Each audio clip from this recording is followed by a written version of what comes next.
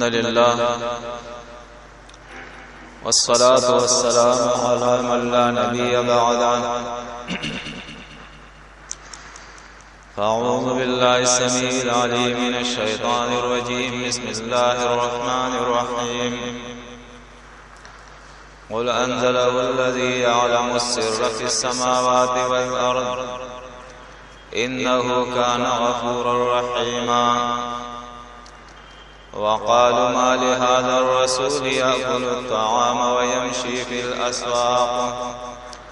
لولا أنزل إليه ملك فيكون معه نذيرا أو يلقى إليه كنز أو تكون له جنة يأكل منها وقال الظالمون إن تتبعون إلا رجلا مسحورا انظر كيف ضربوا لك الأمثال فضلوا فلا يستطيعون سبيلا. سورۃ الفرقان کی آیات آپ کے سامنے تلاوت کی ہے. آیت نمبر 6 سے آیت نمبر 9 تک سورہ کی ابتدا کے اندر اللہ رب العزت نے قرآن کے نزول کا مقصد بیان فرمایا ہے. تبارک الذی نزل الفرقان علی عبدہ لیکون للعالمین نذیرا.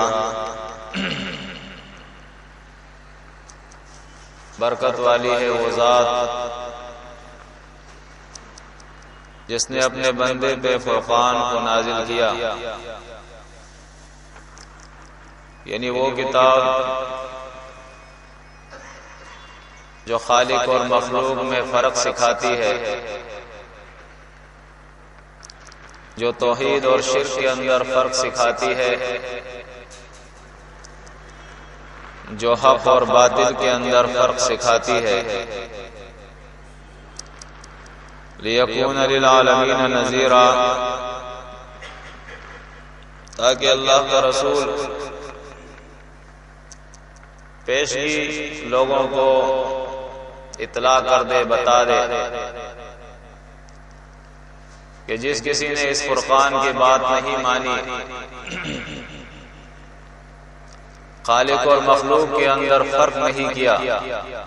شرک اور توحید کے اندر فرق نہیں کیا، حق اور باطل کے اندر فرق نہیں کیا، تو ایک ایسا دن آنے والا ہے کہ اس دن تمام انسانوں کی پیشی اس رب کے سامنے ہوگی. اللہ کی عدالت کے اندر یہ کتاب پڑھی ہوگی اور اس کتاب کے مطابق پھر فیصلہ ہوگا. اللہ کے رسول صلی اللہ علیہ وسلم نے فرمایا، حدیث کے اندر آتا ہے کہ اس کتاب میں اس دن جس کو جہنم میں روک لیا تو اس کو پھر کوئی نہیں نکال سکے گا. یعنی حتمی اور آخری فیصلہ اس دن اس کتاب کے مطابق ہوگا. یہاں تک کہ جس کو یہ کتاب جہنم کے اندر روک لے اس دن اللہ اپنے رسول سے فرماتا ہے، افانت تنقذ من فی النار، اے رسول پھر آپ بھی اس کو اس آگے جہنم سے نہیں نکال سکیں گے. تو رسول پیشگی لوگوں کو اطلاع کر رہا ہے کہ ایسا نہ ہو کل یہ انسان پچھتائے. آج اس کتاب کی بات لوگوں کی سمجھ میں آ جائے تو دنیا اور آخرت میں یہ اللہ کے عذاب سے بچ جائے. پھر اس کے بعد اس کتاب کے اندر جو اصل مسئلہ بیان کیا ہے اس کو اللہ رب العزت بیان کرتا ہے، الذی لہ ملک السماوات والارض ولم یتخذ ولدا، کہ وہ ذات ہے جس ذات نے اس کتاب کو اتارا ہے، زمین اور آسمانوں کی بادشاہی اسی کی ہے، یہ سارا اسی کا ملک ہے، یہاں کسی اور کا کچھ نہیں ہے۔ اول بھی اس کے ہیں اور آخر بھی اس کے ہیں، اوپر بھی اس کے ہیں اور نیچے بھی اس کے ہیں۔ وہ اکیلا مالک ہے پوری کائنات کا، اور ایسا مالک ہے وَلَمْ يَتَّخِذْ وَلَدًا کہ نہ تو اس کا نائب ہے، اس کا بیٹا ہے، اس کی اولاد ہے۔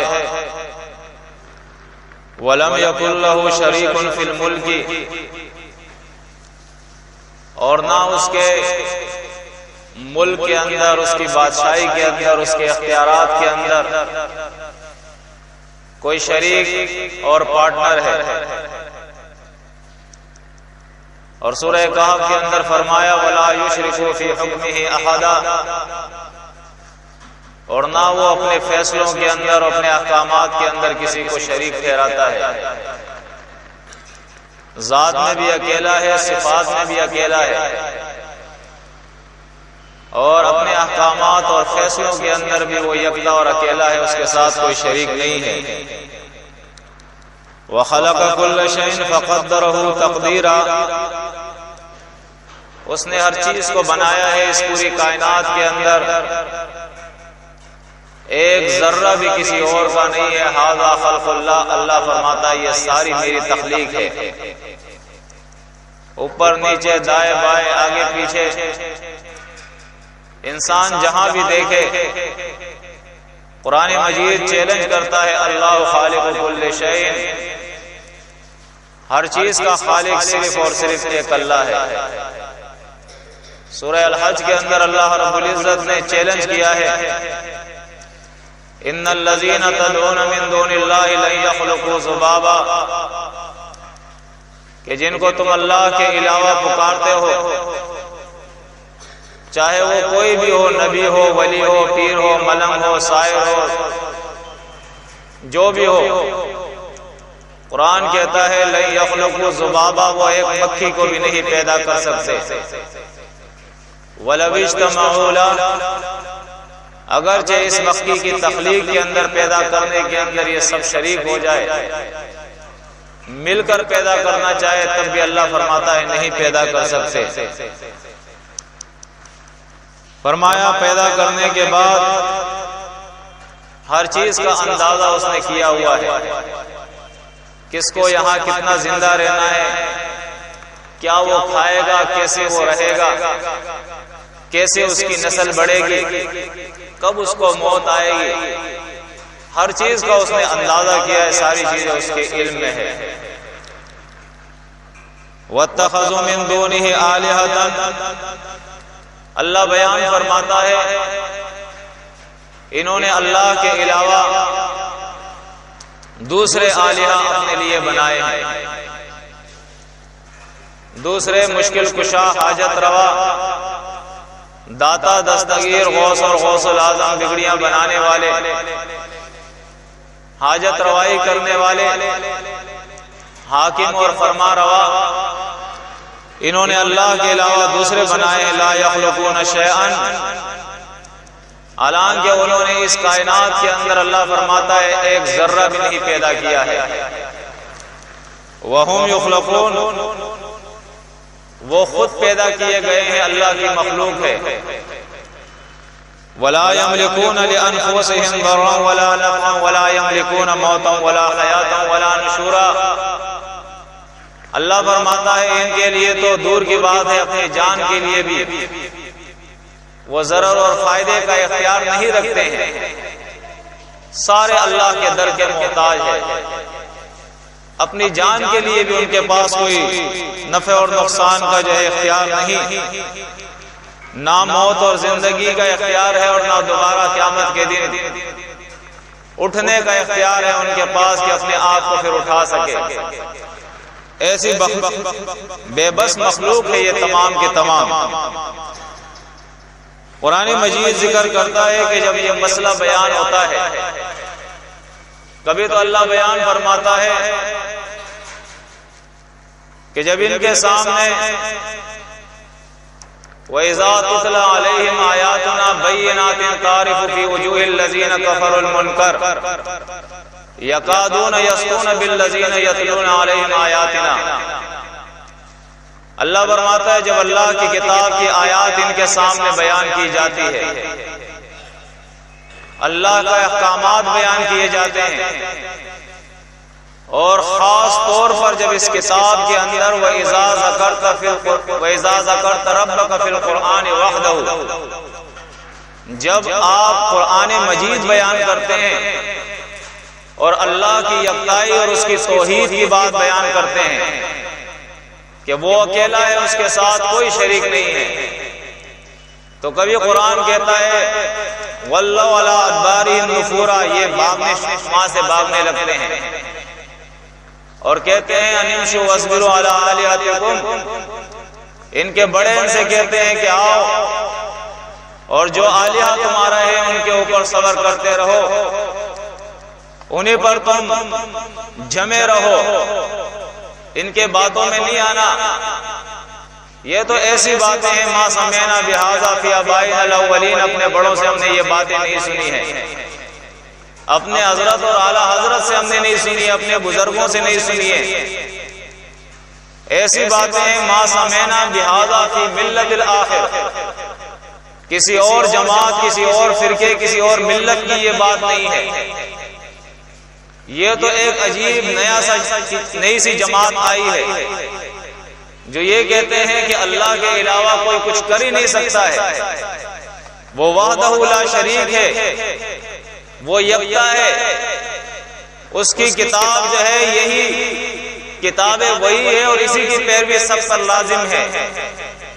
جس طرح وہ اپنے ذات صفات میں اکیلا ہے، اس طرح وہ اپنے فیصلوں اور احکامات کے اندر بھی اکیلا ہے۔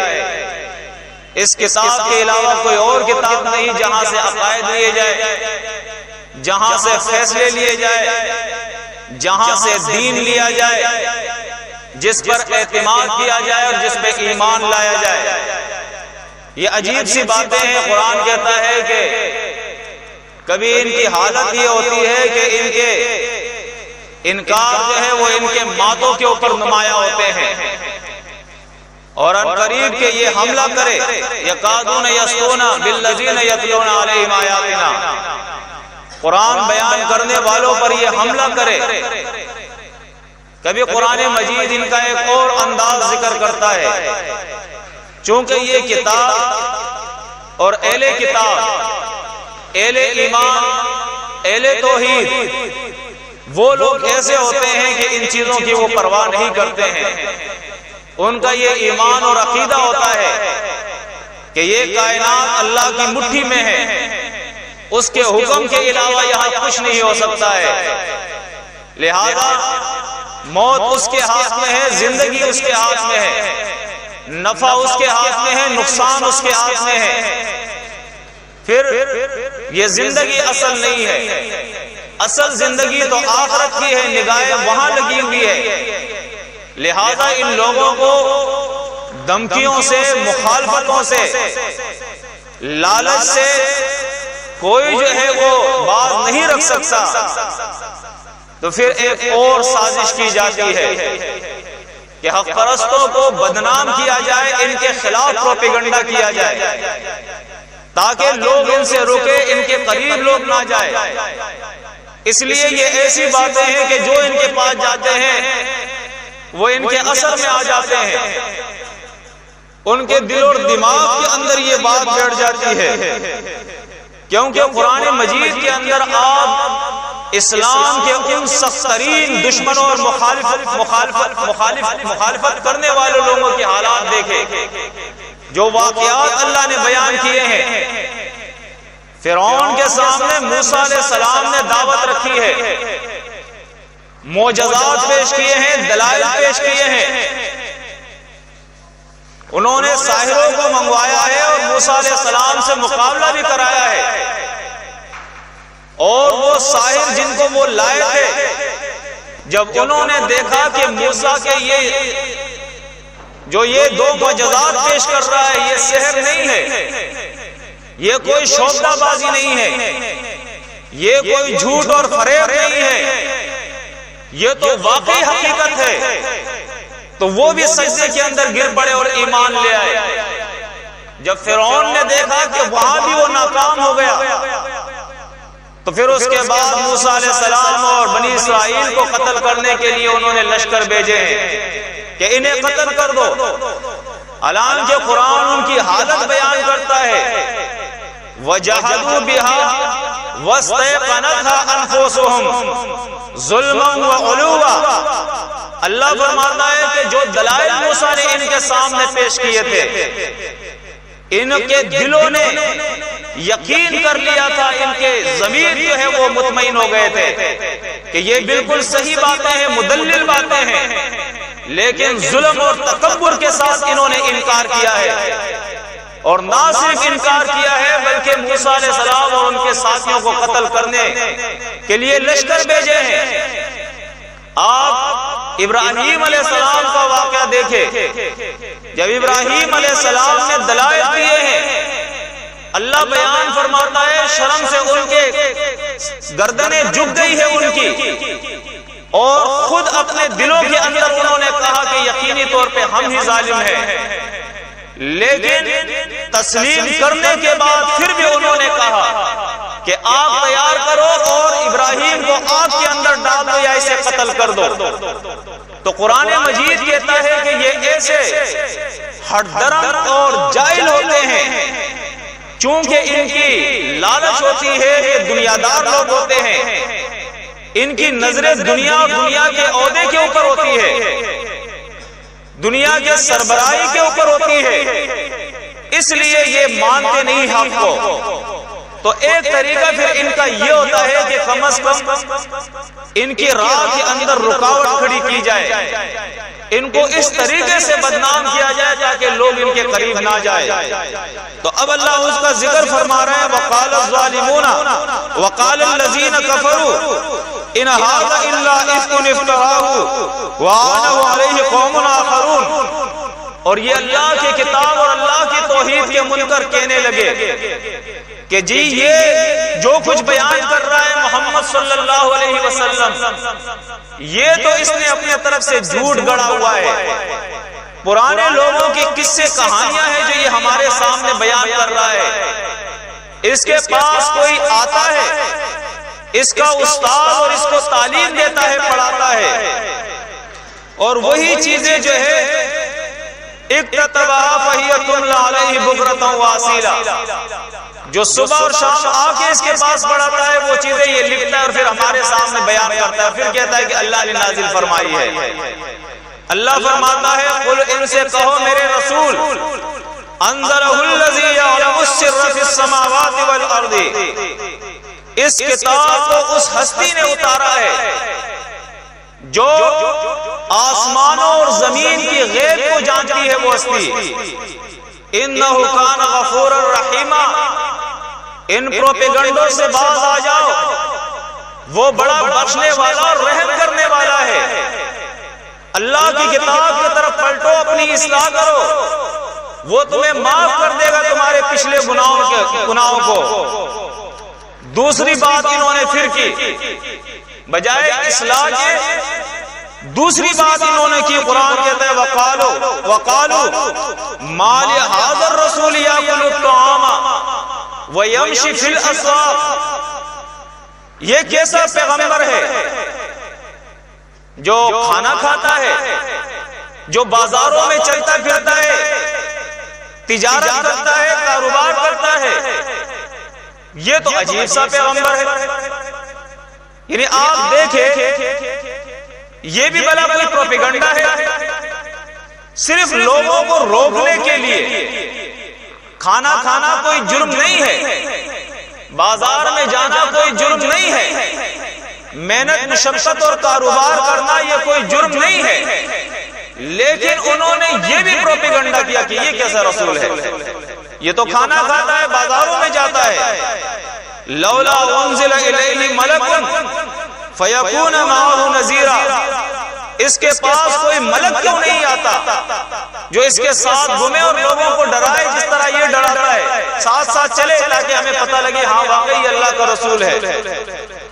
او یلقا الیہ کنز او تکون لہ جنت یاکل منہا، یا یہ ہمارے طرح غریب آدمی ہے، اگر یہ اللہ کا رسول ہے تو اللہ خزانہ کیوں نازل نہیں کرتا اس کے اوپر کہ اس کے پاس بہت بڑا خزانہ ہو، کام کرنے کی اس کو ضرورت نہ ہو، اسی میں سے یہ کھائے اور خرچ کرے، اور اس کے تو باغات ہونے چاہیے جس میں سے یہ کھائے اور پیے، تیار کھانا اس کے لیے آنا چاہیے۔ آگے اللہ فرماتا ہے وَقَالَ الظَّالِمُونَ إِن تَتَّبِعُونَ إِلَّا رَجُلًا مَسْحُورًا، اور ظالم کہتے ہیں صحابہ کرام کو کہ تم تو ایک ایسے شخص کی پیروی کر رہے ہو جو مسحور ہے، اس کے اوپر کسی نے جادو کر دیا ہے، یہ تو سحر زدہ ہے، اس کا تو علیاذ باللہ دماغ سٹیا گیا ہے، کہتا کچھ ہے کرتا کچھ ہے، اس کو تو اپنے حالات کا بھی پتہ نہیں ہے، تم ایسے رسول کی پیروی کرتے ہو۔ ذرا دیکھیں قرآن مجید ان کی وہ تضاد بیانی ذکر کرتا ہے، کبھی کہتے ہیں یہ ساحر ہے، سورۃ انبیاء کے اندر اللہ نے ذکر کیا ہے، کبھی کہتے ہیں یہ ساحر ہے، کبھی یہ کہتے ہیں مسحور ہے، یعنی ایک طرف کہتے ہیں یہ ساحر ہے، جادو کرتا ہے، اس لیے لوگ اس کے دام میں آ جاتے ہیں، تو دوسری طرف کہتے ہیں یہ مسحور ہے، اس پر کسی نے جادو کر دیا ہے، یعنی دو متضاد باتیں، ساحر بھی ہے مسحور بھی ہے، حالانکہ یہ دو باتیں ایک ساتھ تو جمع نہیں ہو سکتی ہے، اگر وہ ساحر ہوگا تو مسحور کیسے ہوگا، اور اگر وہ مسحور ہے تو پھر ساحر کیسے ہو گیا؟ آج بھی آپ دیکھیں حق کے خلاف اس قسم کے پروپیگنڈے ہوتے ہیں۔ اللہ فرماتا ہے اپنے نبی سے انظر، آپ دیکھیے نبی، کیف ضربوا لک الامثال،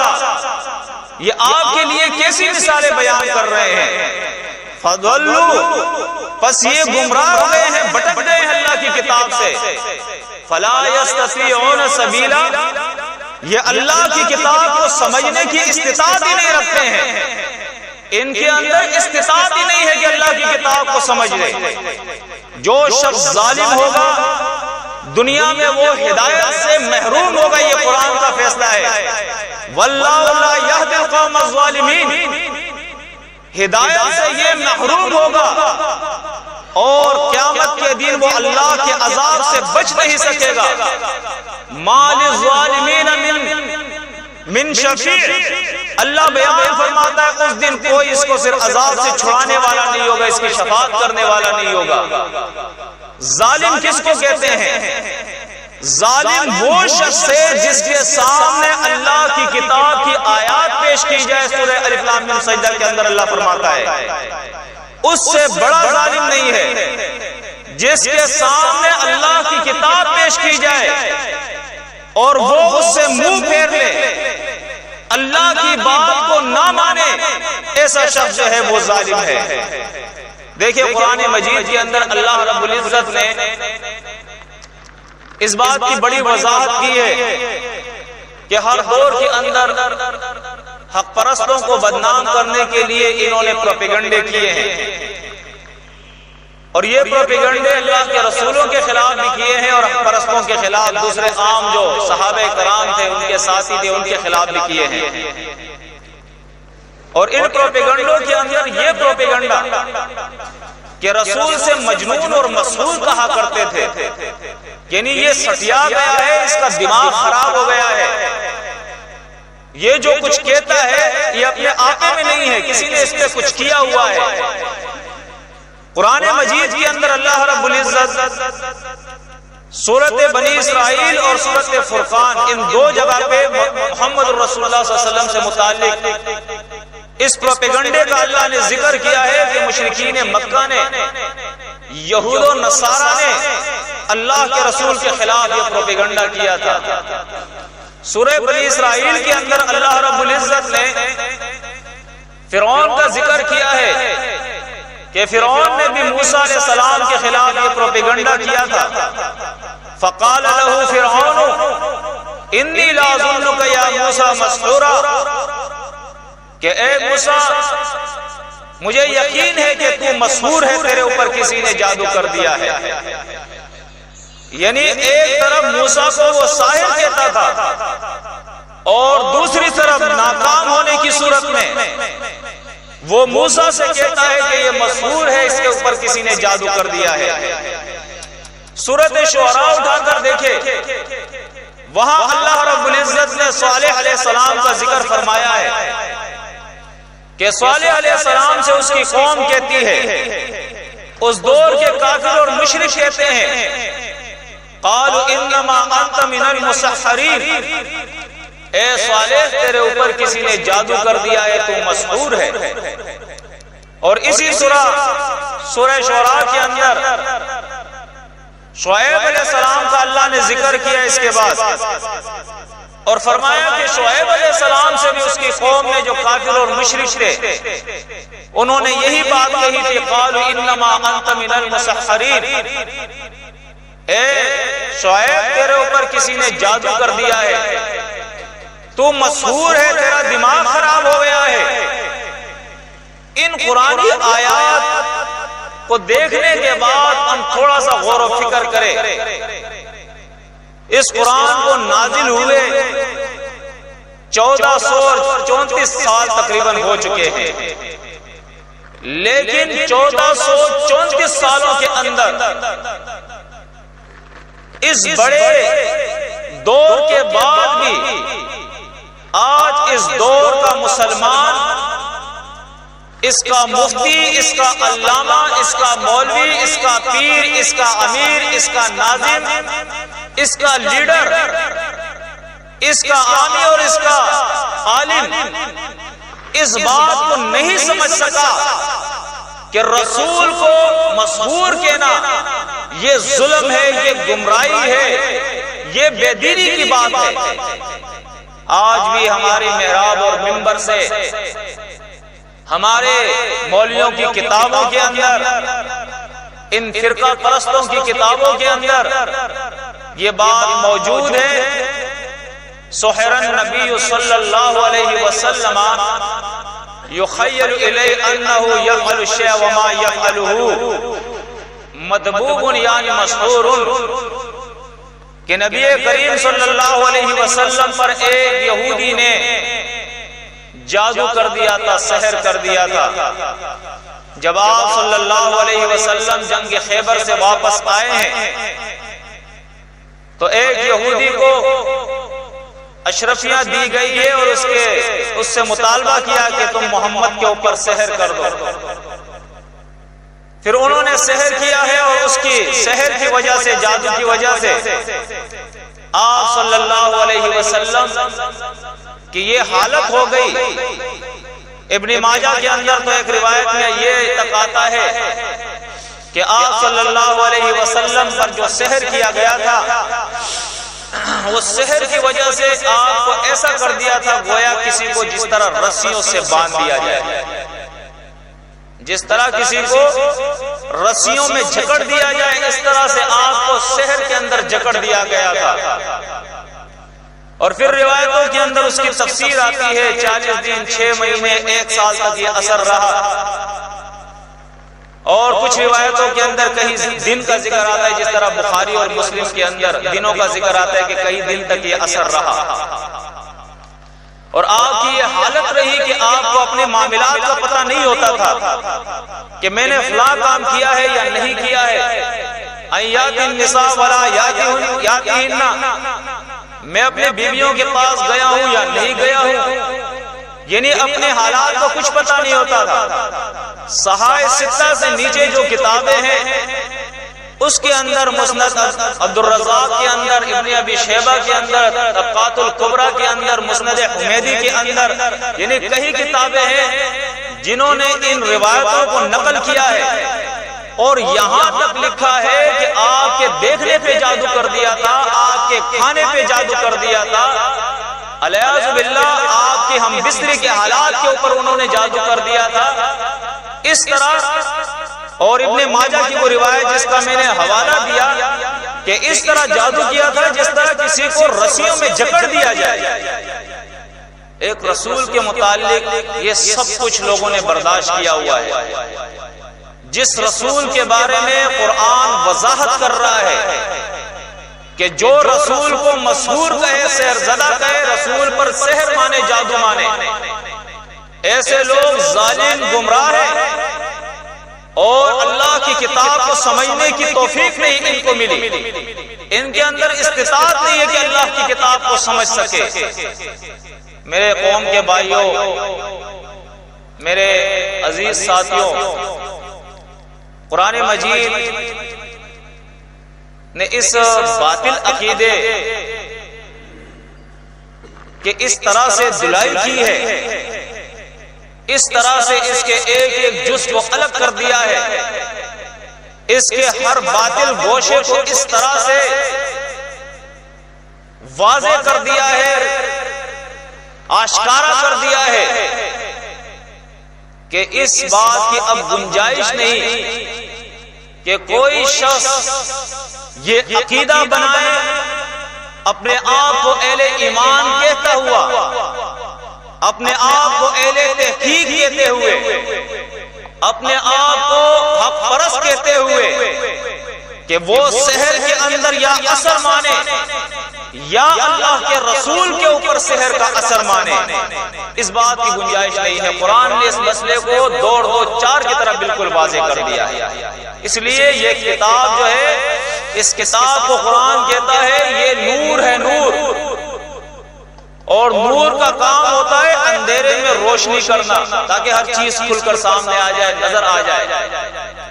تو چونکہ سحر کا مسئلہ بھی قرآن نے بیان کیا ہے، اب یہ الگ بات ہے کہ قرآن مجید بیان فرماتا ہے یضل بہ کثیرا ویہدی بہ کثیرا وما یضل بہ الا الفاسقین، کہ اس کتاب کے ذریعے کچھ لوگ ایسے ہیں کہ وہ ہدایت دیتے ہیں اور کچھ لوگ ایسے ہیں کہ وہ اس کے ذریعے گمراہ بھی ہو جایا کرتے ہیں۔ اس لیے کہ جو لوگ اس کتاب پر ایمان رکھتے ہیں وہ تو اس کی ہر بات کو حق کہتے ہیں، لیکن جو لوگ گمراہ ہوتے ہیں وہ اس کتاب کے اندر نقطے نکالتے ہیں کہ کیا میرا حضرت نہیں سمجھتا، اس نے تو کتاب میں یہ لکھا ہے، کیا وہ روایت صحیح نہیں ہے، روایت میں تو یہ آیا ہے، کیا وہ فلانا مفسر نہیں سمجھتا، اس نے تو دیکھو یہ بات لکھی ہے۔ کیا اتنے لوگ نہیں سمجھتے ہیں؟ لوگ تو یہ کہتے ہیں۔ قرآن مجید اس چیز کو بالکل واضح کرتا ہے کہ دیکھو ان توتی اکثر من فی الارض یضلوک عن سبیل اللہ وان کثیرا لیضلون باہوائہم، کہ اگر تم اکثریت کے پیچھے جاؤ گے تو اللہ کی کتاب سے گمراہ ہو جاؤ گے۔ اس لیے کہ اکثریت کا حال یہ ہے کہ وہ وہی کے بجائے اپنے خواہش کی پیروی کرتے ہیں۔ کثرت سے لوگ اپنے خواہش کی پیروی کرتے ہیں۔ جو شخص خواہش کی پیروی کرے گا کہ حضرت نے لکھا ہے اور اعلیٰ حضرت نے لکھا ہے، اکثریت کا عقیدہ ہے اور بڑے بڑے علماء کا عقیدہ ہے، یہ کوئی دلیل نہیں ہے۔ دیکھیں میں آپ کے سامنے ایک مثال بیان کرتا ہوں، کئی مثالیں ہیں، اللہ رب العزت اپنی کتاب مجید کے اندر اس کی وضاحت کرتا ہے۔ اس میں سے ایک مثال میں آپ کے سامنے بیان کرتا ہوں۔ اللہ رب العزت اپنے رسول داؤد علیہ السلام کا ذکر فرماتے ہیں کہ داؤد علیہ السلام کے پاس دو اشخاص آئے ہیں فیصلے کے لیے۔ داؤد علیہ السلام نے ایک کی بات سنی اور دوسری کی ابھی نہیں سنی اور فیصلہ سنا دیا۔ اب اللہ فرماتا ہے ہم نے وہی نازل کی داؤد کے طرف، یا داؤد انا جعلناک خلیفۃ فی الارض، کہ داؤد ہم نے آپ کو زمین پہ خلیفہ بنایا ہے۔ دیکھیں رسول ہے اللہ کا، آپ کا کام ہے اللہ کی کتاب کا اجرا کرنا، لوگوں کو اللہ کی کتاب کے مطابق لوگوں کے فیصلے کرنا حق کے ساتھ۔ فاحکم بین الناس بالحق، حق کے ساتھ آپ فیصلہ کریں۔ ولا تتبع الہوی، آپ ہوا کی یعنی اپنے دل کی آپ پیروی نہ کریں کہ دل جو کہتا ہے آپ نے فیصلہ سنا دیا، آپ بھی پابند ہیں اللہ کی کتاب اور اللہ کی وحی کی. دیکھیں چونکہ وہ اللہ کا رسول تھا اور رسول جو ہے وہ جان بوجھ کے اللہ کی نافرمانی نہیں کرتا ہے. غیر ارادی طور پہ ان سے نسیان اور خطا تو ہو جاتی ہے لیکن جان بوجھ کے وہ اللہ کی نافرمانی نہیں کرتے ہیں. تو داؤد نے یہ سمجھا کہ اس شخص نے جو بات بیان کی وہ حقیقت ہوگی، حالانکہ دوسرے سے پوچھنا چاہیے تھا، انہوں نے دوسرے سے پوچھا نہیں. اللہ رب العزت نے کہا یہ انصاف نہیں ہے. انصاف یہ ایک کی بات سنو پھر دوسرے کی بات سنو اور اس کے بعد دلائل کے روشنی میں فیصلہ کرو. اور اگر ایسا نہیں کرو گے، اللہ کی کتاب چھوڑ کر اپنی منمانی کرو گے، تو داؤد علیہ السلام سے اللہ فرماتا ہے فَيُضِلُّكَ عَن سَبِيلِ اللَّهِ، خواہشات کی اتباع کرو گے تو اللہ کی کتاب سے، اللہ کے راہ سے گمراہ ہو جاؤ گے. دیکھیں اللہ اپنے نبی سے کہتا ہے. آج ہمارے لوگ کہتے ہیں یہ تو مفسر نے لکھا ہے، یہ تو محدث نے لکھا ہے، یہ تو فلاں علامہ نے لکھا ہے. بھائی ہم کہتے ہیں جتنے بھی محدثین ہیں، جتنے بھی مفسرین ہیں، جتنے بھی علماء ہیں، جہاں تک جس کے بارے میں ہمیں معلوم ہے اور انہیں ہم فرض سمجھتے ہیں، تو ان کو کسی قسم کا ہم نہ ان پہ الزام لگاتے ہیں، نہ تانا دیتے ہیں، نہ فتویٰ لگاتے ہیں. لیکن ہم کہتے ہیں اگر واقعی جیسے ہم سب کہتے ہیں وہ اچھا آدمی گزرا ہے تو اچھا آدمی قرآن کی مخالفت نہیں کرتا ہے. یقینی طور پہ پھر اس کی کتاب میں کسی نے یہ بات گھسا دی ہے، دس ہو گیا ہے، اس کے اندر ادخال ہو گیا ہے، کسی کی طرف سے ملاوٹ ہو گئی ہے، کسی کی طرف سے. یہ اس کی بات پھر نہیں ہو سکتی ہے. اس لیے کہ نیک آدمی کی نشانی یہ ہوتی ہے. قرآن مجید کے اندر اللہ اپنے رسول محمد ربی صلی اللہ علیہ وسلم کے بارے میں فرماتا ہے وَمَا يَنْتِقُ عَنِ الْهَوَىٰ إِنْ هُوَ إِلَّا وَحْيٌ يُوحَىٰ. یہ محمد اپنے خواہش سے بات نہیں کرتا، یہ وہی کہتا ہے جو اللہ کی طرف سے وہی ہوتی ہے. اور اپنے پیغمبر سے اللہ فرماتا ہے اتبع ما اوحی الیک من ربک، کہ آپ کے رب کے طرف سے جو وحی ہوئی ہے آپ اس کی پیروی کریں. تو رسول کو پابند کیا گیا. جب لوگوں نے مطالبہ کیا اللہ کے رسول سے اتبع قرآن غیر ھذا او بدلہ، کہ اس کتاب کے بجائے کوئی اور کتاب لاؤ یا اس کے اندر کوئی تبدیلی کرو، تو رسول نے کہا کہ میرے اندر ما یکون لی ان ابدلہ من تلقاء نفسی، یہ طاقت نہیں میرے اندر، یہ شان ہی میرے نہیں ہے کہ میں اللہ کی کتاب کے اندر کوئی تبدیلی کر سکوں. یہ پاور میرے پاس نہیں ہے کہ اس میں میں تبدیلی کر سکوں. اور سورہ بنی اسرائیل کے اندر، یہ سورہ یونس کے اندر، سورہ بنی اسرائیل کے اندر اللہ فرماتا ہے کہ یہ لوگ، ان کی تو یہ خواہش اور کوشش ہے کہ آپ کو اس وحی سے ہٹا دے، لیکن اگر آپ نے ان کی خواہش پوری کی، اس وحی کو، اس کتاب کو چھوڑ کر ان کی بات آپ نے مانی، تو دگنا عذاب دنیا میں دوں گا اور دگنا عذاب جو ہے وہ موت پر دوں گا. اللہ اپنے نبی سے فرماتا ہے. اور سورہ الحاقہ کے اندر اللہ فرماتا ہے اگر اس رسول نے اپنے طرف سے کچھ بنا کر ہمارے ذمہ لگایا، ہمارے کھاتے میں ڈال دیا، بات اس کی تھی اور اس نے یہ کہہ دیا کہ یہ اللہ کی بات ہے، لیکن رسول کے بارے میں اللہ فرماتا ہے وَلَوْ تَقَوَّلَ عَلَيْنَا بَعْضَ الْأَقَاوِيلِ، اللہ فرماتا ہے کہ اپنی کچھ باتیں جو اس کی اپنی ہو اور وہ میرے طرف اگر اس نے منسوخ کی تو اس کا دایاں ہاتھ میں پکڑوں گا اور اس کی گردن کے رگ میں کاٹ دوں گا اور کوئی بچانے والا اس کو نہیں ہوگا. رسول سے اللہ فرماتا ہے. آپ دیکھیں یہ دین اسلام، اللہ کی کتاب کتنی مضبوط بات کر رہا ہے کہ نبی اللہ کا وہ بھی پابند ہوتا ہے اس وحی کی پیروی کرنے کا اور اس کی اتباع کرنے کی. آج من گڑت اور جھوٹی روایتیں پیش کرتے ہیں کہ جی یہ تو بخاری میں آیا، اور بخاری جو اصح الکتب بعد کتاب اللہ،